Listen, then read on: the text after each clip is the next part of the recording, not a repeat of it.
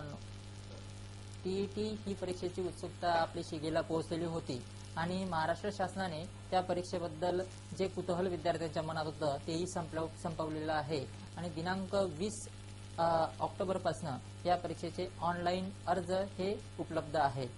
तर मित्रांनो, या परीक्षेबद्दल आपण जे कुतूहल आहे आणि अभ्यासक्रम आहे तो अभ्यासक्रम सामान्यतः जी केंद्रीय पातळीवरती जी आपली परीक्षा घेतली जाते त्या परीक्षेच्या अगदी समरूपच असलेला अभ्यासक्रम आपल्याला टाकलेला दिसून येत आहे।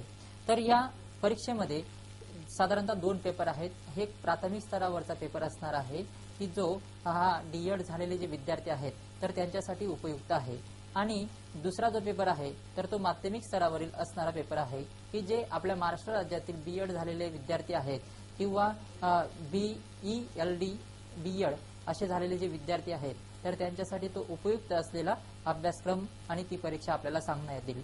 सर्वप्रथम एक महत्त्वाचं बाब म्हणजे ह्या परीक्षेबद्दलचं सर्व ऑनलाईन लेक्चर्स आणि सर्व मोफत माहिती ही www.dakhal.in या वेबसाईटला आपल्याला उपलब्ध होणार आहे। ही विद्यार्थ्यांसाठी महत्त्वपूर्ण बाब आपल्याला सांगता येईल। तर या परीक्षेबद्दल आपण जास्त कुतूहलाने विचार जेव्हा करतो आणि या परीक्षेबद्दल आपण अभ्यासक्रमाचा जेव्हा विचार करतो तर आपल्या दोन्ही पेपरमध्ये सामान्यतः सारखेपणा असलेला आपल्याला जाणून येतो। तर या सारखेपणाबद्दल आज आपण सर्वप्रथम माहिती करून घेऊयात। तर हा सारखेपणा आपल्याला असा सांगता येईल, पेपर 1 आणि पेपर 2 साठी सामान्यतः पहिला जो भाग असणार आहे तर तो असेल चाइल्ड डेव्हलपमेंट आणि पेडागॉगी, म्हणजेच काय, बालकांचा विकास आणि शिक्षाशास्त्र किंवा शिक्षणशास्त्र। तर मित्रांनो, ह्या भागाबद्दल आपण जेव्हा विस्तृत माहिती मिळवतो तर त्या विस्तृत माहितीचा निष्कर्ष आपल्यापर्यंत असा येऊन पोहोचतो की या भागातील सामान्यतः वस्तुनिष्ठ प्रश्नांची संख्या जी आहे तर ती 30 असणार आहे आणि या वस्तुनिष्ठ प्रश्नांची जी संख्या आहे तर तेवढ्याच गुणांचे मूल्यमापन ह्या भागावरती होणार आहे, म्हणजे 30 गुण या भागावरती दिले जाणार आहेत। हे सर्वप्रथम आपण लक्षात घेणं गरजेचं आहे, कारण जोपर्यंत आपल्याला गुण आणि त्या घटकाबद्दलची जास्तीत जास्त माहिती प्राप्त होत नाही तोपर्यंत आपण आपल्या ध्येयापर्यंत पोहोचू शकत नाही। तसंच या परीक्षेबद्दल जो दुसरा भाग आहे तर तो लँग्वेज किंवा भाषा असा आहे। तर मग आपण सर्वसाधारणपणे 2 लँग्वेज 2 भाषा आपल्याला निवडायच्या असतात। तर त्या केंद्रीय पातळीवरती मराठी, हिंदी, इंग्रजी यांच्यापैकी प्रथम भाषा निवडता येते आणि आपल्या राज्यस्तरीय पातळीवरती मराठी किंवा इंग्रजी ह्या 2च भाषा आपण निवडू शकतो। तसंच दुसरी भाषा जी असणार आहे ती केंद्रीय पातळीवरती म्हणजे सीटीईटीच्या परीक्षेत सामान्यतः मराठी, हिंदी, इंग्रजी ही भाषा असू शकते किंवा अन्य प्रादेशिक भाषा असू शकते। तर आपल्या जी महाराष्ट्र शासनाने जी टीईटी लागू केलेली आहे त्याबद्दल जर बोलायचं म्हटलं तर आपल्या 2च भाषा आपण घेतलेल्या आहेत। तर त्यामध्ये मराठी आणि इंग्रजी किंवा उर्दू ही भाषा आपण कन्नड ही भाषा आपण घेऊ शकणार आहोत। तर असा बदल लक्षात ठेवणं ही गरजेचं आहे। हे विद्यार्थ्यांसाठी महत्त्वपूर्ण बाब आपल्याला सांगता येईल। म्हणून मात्र हे लक्षात ठेवताना अजून एक महत्त्वाची बाब, यामध्ये भाषांचे गुणांचं वितरण कसं आहे तो प्रश्न आपल्याला सर्वप्रथम नजरेसमोर येतो। तर भाषांच्या गुणांचं वितरण स्पष्ट करताना प्रथम भाषा जी असणार त्याला 30 गुण असणार आहेत। त्याचप्रमाणे जी द्वितीय भाषा आहे किंवा भाषा 2 जी आहे त्याला ही 30 गुण असणार आहेत। आणि आतापर्यंत जेवढं आपण विवेचन केलं तर त्या विवेचनाचा निष्कर्ष एकच, जेवढे गुण तेवढे प्रश्न आणि सर्व प्रश्न हे सगळ्यांना अनिवार्य आहेत। त्याचप्रमाणे जो पुढचा भाग असणार आहे तर तो यामध्ये सगळ्यांनी नोंद ठेवणं गरजेचं आहे। विद्यार्थी मित्रांनो, जे गणित आणि विज्ञान मेथडचे विद्यार्थी असणार आहेत तर त्यांनी या भागामध्ये गणित आणि विज्ञानावरचे प्रश्न सोडवावेत आणि जे गणित आणि विज्ञान व्यतिरिक्त मेथड किंवा अध्यापन पद्धती असलेले विद्यार्थी आहेत तर त्यांनी सामाजिक शास्त्रे हा भाग निवडावा आणि या भागावरती दोहोंपैकी एक भागाची निवड विद्यार्थ्याला करायची आहे। तर सामान्यतः सीटीईटीचा विद्यार्थ्यांचा असा अनुभव आहे मित्रांनो, जेव्हा प्रश्नपत्रिका आपल्या हाती पडते तेव्हा विद्यार्थ्यांचा निश्चितच गोंधळ होतो आणि गोंधळात गोंधळ म्हणून आपण नको तो भागही सोडवतो। तर सगळ्यात महत्त्वाचं आणि महत्त्वपूर्ण सूचना विद्यार्थ्यांसाठी अशी असेल की त्यांनी ह्या भागाचं व्यवस्थित आकलन करावं आणि योग्य तो भागाचेच उत्तर सोडवावीत। ही सर्वप्रथम सगळ्यांनी महत्त्वाची मनाशी खुणगाट करावी। म्हणून ज्याचं विज्ञान आणि गणित मेथड आहे, अध्यापन पद्धती आहे, त्यांनी गणित आणि विज्ञानावरच्या प्रश्नांचाच उत्तरांचा विचार करावा आणि ज्याच्या या अध्यापन पद्धतींच्या व्यतिरिक्त पद्धती आहेत त्यांनी मात्र सामाजिक शास्त्र या पद्धतींचा उत्तरांसाठी ऍप्लिकेबल व्हावं. तर अजून पुढचा जो भाग आहे तर त्यामध्ये सांगायचं म्हटल्यास या दोन्ही भागांना दोहोंपैकी एक सोडवायचा, त्याच्यासाठी 60 गुण असणार आहेत, 60 प्रश्नांचा समावेश यामध्ये असणार आहे. हे सगळ्यांनी लक्षात ठेवलं पाहिजे. मात्र आपण पेपर 2 बद्दल याचा विचार करू शकतो. पेपर 1 साठी विद्यार्थी मित्रांनो एक बदल सांगता येईल आपल्याला, तर तो असा, अभ्यासक्रमाची जवळजवळ जी रचना आहे ती सारखीच आहे. ती प्राथमिक विभाग असो वा माध्यमिक विभाग असो. मात्र प्राथमिक विभागावरती सायन्स या भागाऐवजी पर्यावरण शास्त्र या भागाचा अवलंब केलेला आहे. त्याची नोंद इथं ठेवणं गरजेचं आहे आणि त्या भागासाठी विशिष्ट गुणांची वेगळीच बेरीज दिलेली आहे. म्हणून आपण जेव्हा 60 गुणांचा विचार करतो तेव्हा मात्र पेपर 2 साठी हे लागू राहील, पेपर 1 साठी लागू राहणार नाही. याची नोंद विद्यार्थ्यांनी लक्षात घेणं गरजेचं आहे. म्हणून पेपर 2 याबद्दल आपण सगळ्या बाबींचं विवेचन केलेलं आहे, तसंच पेपर 1 बद्दलही विवेचन केलेलं आहे. तर मित्रांनो आपण या बाबी सगळ्या समजून घेत असताना ह्याही बाबींचा लक्षात ठेवल्या पाहिजेत की जो आपण बालकांचा विकास आणि शिक्षणशास्त्र हा जो पहिला भाग घेतला त्याच्यावरती 30 गुण 30 प्रश्न असतील, हे आपल्याला सगळे सोडवायचे आहेत. हे सोडवत असताना मग याचंही आपण विवरण करणं गरजेचं आहे. तर हेही विवरण आपल्याला जर माहीत पडलं तर आपण निश्चितच ध्येयापर्यंत जाऊन पोहोचतो आणि आपल्याला उत्तरांची जी दिशा आहे ती ठरवता येते आणि आपलं जे स्वतःचं मूल्यमापन आणि अचूक उत्तर देण्याची आपली स्वतःची तयारी असते आणि त्याचा अभ्यास जर आपण केला तर निश्चितच आपल्याला चांगले गुण मिळून ही परीक्षा आपण उत्तीर्ण होऊ शकतो. तर चाइल्ड डेव्हलपमेंट अँड पेडागॉगी म्हणजेच बालकांचा विकास आणि शिक्षणशास्त्र याबद्दल आपण सखोल अभ्यास करताना यामध्ये सुद्धा क्लासिफिकेशन्स ऑफ मार्क्स आहेत, म्हणजे मार्कांचं वितरण आहे. यामध्ये 30 गुण कसे येतील, कोणत्या घटकांवरती 30 गुण आपल्याला देणार आहेत, तर ते सुद्धा एक सखोल अभ्यास केल्यानंतर आपल्याला कळून जातं. त्यामध्ये आपण सांगू शकतो. तर पहिला जो भाग आहे तर तो चाइल्ड डेव्हलपमेंट मीन्स बालकांचा विकास जो आहे तर तो एलिमेंटरी स्कूल चाइल्ड जो प्राथमिक स्तरावरील विद्यार्थी आहे त्या प्राथमिक स्तरावरील विद्यार्थ्यांच्या बालकांचा विकासाबद्दल असलेले प्रश्न असतील. त्यामध्ये एकूण 15 प्रश्नांचा समावेश होईल आणि त्या 15 प्रश्नांच्या समावेशानंतर त्याला गुणही 15च असणार आहेत. म्हणून प्राथमिक स्तरावरील जो विद्यार्थी आहे तर त्याच्या वयोगटाचा विचार करता यामध्ये आपल्याला सामान्यतः बालकांचा विकासाची प्रक्रिया, विकासाच्या प्रक्रियेबद्दल त्यांच्या अवस्था काय आहेत तर त्याबद्दल, बालकांच्या विकासाच्या अवस्थांबद्दल काही जे मनोवैज्ञानिक जे आहेत, मनोशास्त्रज्ञ आहेत त्यांनी मांडलेल्या ज्या उपपत्त्या आहेत किंवा सिद्धांत आहेत किंवा पद्धती आहेत त्यांचाही अभ्यास आपल्याला इथं करणे गरजेचं आहे.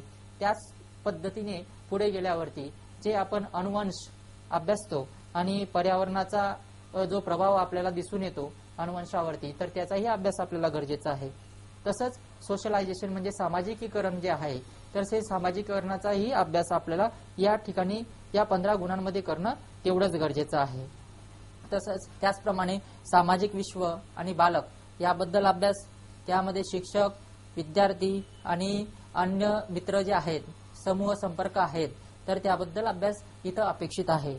या सगळ्या अभ्यास पद्धतींमध्ये तसंच जे मानसशास्त्रातल्या उपपत्त्या आहेत तर त्या उपपत्त्यांना विद्यार्थ्यांसमोर विद्यार्थ्यांना दृष्टिकोन ठेवून मांडलेल्या ज्या उपपत्त्या आहेत तर त्यांचाही अभ्यास करणं खूप गरजेचं आहे.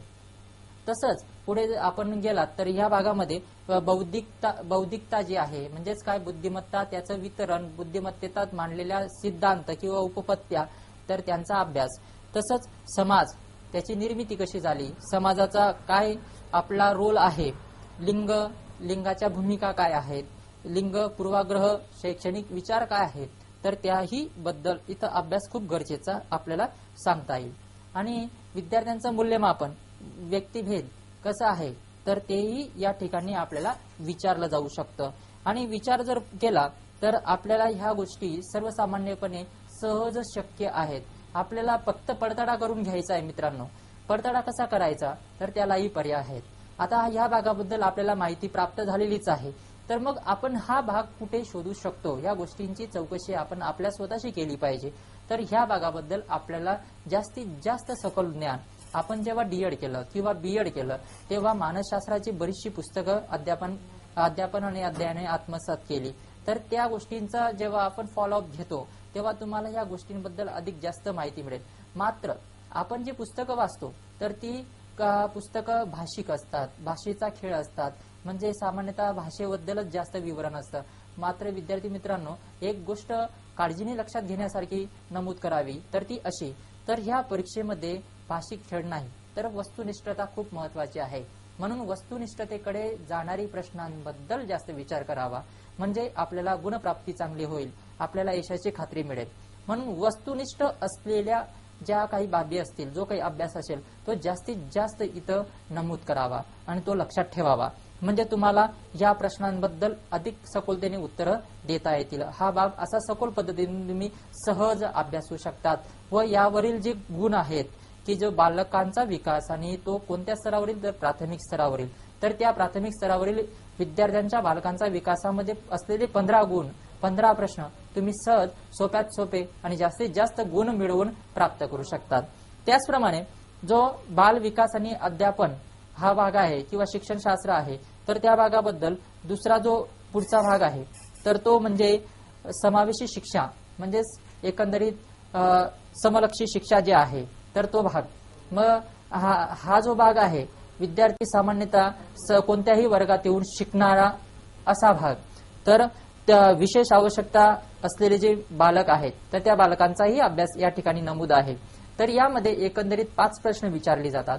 या 5ही प्रश्नांची उत्तरं तुम्हाला सोडवायची आहेत आणि 5 प्रश्न ही एक सामान्यतः जे विशेष गरजा असलेली बालकं आहेत किंवा त्याला स्पेशल चाइल्ड्स आपण म्हणतो, तर त्या स्पेशल चाइल्ड्स आणि त्याच्या गरजा, त्याच्या समस्या, त्याच्या त्रुटी, त्याला येणारे अनुभव, अन्य प्रतिभा संपन्न विद्यार्थी, तर यांच्या सगळ्या बारीक बारीक आणि लहान लहान गोष्टींबद्दल इथं अभ्यास केला जाईल. आणि ह्या गोष्टींवरती तुम्हाला सामान्यतः वस्तुनिष्ठ प्रश्नांची संख्या 5 असेल. अशा प्रकारचा भाग आपल्याला यामध्ये विचारला जाईल. तसंच पुढचा जो भाग आहे तर तो भाग म्हणजे लर्निंग अँड पेडागॉगी, म्हणजे अध्ययन आणि शिक्षा शास्त्र. यामध्ये तुम्हाला 10 प्रश्न विचारले जातील आणि 10 गुण या भागाला असणार आहेत. तर लर्निंग अँड पेडागॉगी हा भाग अभ्यासताना मित्रांनो, अध्ययन म्हणजे काय, अध्ययनाच्या संकल्पना काय, अध्यापन काय, अध्यापनाबद्दलच्या काय कोणकोणत्या गोष्टी, विद्यार्थी कसा शिकतो, विद्यार्थी कसा अभ्यास करतो, विद्यार्थ्याबद्दल इथं लक्ष केंद्रित केलेलं आहे.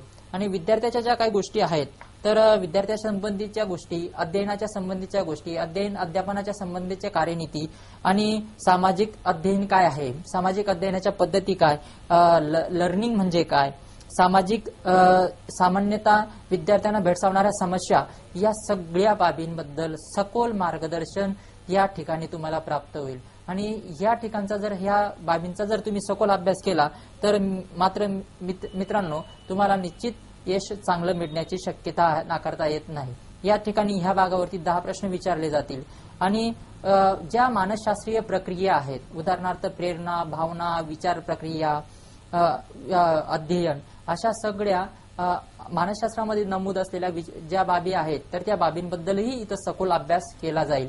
अशा प्रकारे सामान्यतः 30 गुणांसाठी तुम्हाला बालकांचा विकास आणि शिक्षणशास्त्र असा भाग नमूद केलेला आपल्याला दिसून येईल. मग आपण सखोलतेने जेव्हा अभ्यासतो तर या बालकांचा विकास आणि त्याचा विद्यार्थ्यांशी शिक्षणशास्त्राशी असलेला समन्वय इथं आपल्याला पाळलेला दिसून येतो. म्हणून मानसशास्त्र आणि मानसशास्त्रांच्या ज्या बाबी आहेत, मानसशास्त्रज्ञ त्यांच्या जीवनावरती प्रश्न विचारले जाऊ शकतात. मित्रांनो, आता अजून एक महत्वाची बाब, आपण सामान्यतः पाठ्यपुस्तकं जेव्हा अभ्यासतो तेव्हा पाठ्यपुस्तकं अभ्यासताना फक्त आपण पुस्तकी ज्ञानावरती भर देतो. मात्र काही मानसशास्त्रज्ञ आहेत, त्यांचा जीवन परिचय आहे, त्यांच्या जीवन परिचयावरती सुद्धा प्रकाशझोत टाकणं खूप गरजेचं आहे.